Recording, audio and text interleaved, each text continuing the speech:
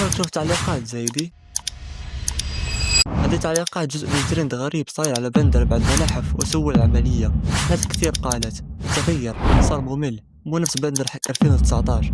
في هذا الفيديو راح أتكلم عن أبشع ترند صاير على بندريتا، وكيف مجرد تغيير شكله قلب الناس عليه.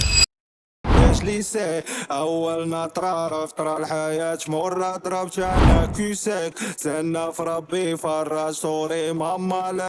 واقعيا نعم، باندر تغير مش بس في شكله، حتى في اسلوبه. شخصيته العفوية اللي كنا نعرفها اللي كانت مليانة ضحك بالصورات جلد نخش. دقيقة لو مت ايش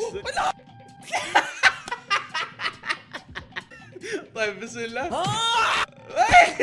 ايش دقيقة اختفت وصار شخص هادئ، جاست شيل جاي. لكن الموضوع أعمق من مجرد تغيير في الأسلوب. تذكرون وقت ما انتشر فيديو لبندريتا وكان ترند؟ وقتها مو نفسه عبر أنه كان يمر باكتئاب وكان على وشك أنه يودع الحياة لولا صديقه حسام وطبيب النفسي اللي ساعده. فأدق على الرجال الساعة 3 وهو ينام بدري. تخيلوا ذاك اليوم سبحان الله صاحي. أدق عليه وأجلس أبكي وأشرح له كل شيء، أعطيه التفاصيل، يعني إنه ما عاد فيني شعور، ما أحس شعور سيء، كوابيس، كل الأشياء اللي ذكرتها لك. قال لي بندر هذا هو بس؟ قلت له ها هذا هو. أيوه. قال لي بسيط موضوعه، عندي لك ذحين أعطيك رقم دكتور نفسي تروح تكلمه ويشخصك، وترى حلك ما في أسهل منه.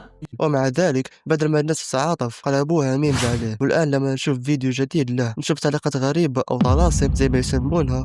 بداية كان تعليق واحد ومن بعدها صارت تنتشر. بصراحة ما أعرف إذا بندريتا نفسها رادع لهذه التعليقات أو لا، لكن الأكيد لازم نحترم مشاعر الشخص وما نكتب أشياء ممكن تجرحه. بالنهاية هو إنسان ويحس مثل أي شخص فينا. كان معكم سيلفو، لا تنسوا اللايك والاشتراك، ما بقي إلا القليل على نوصل 200 مشترك. سلام.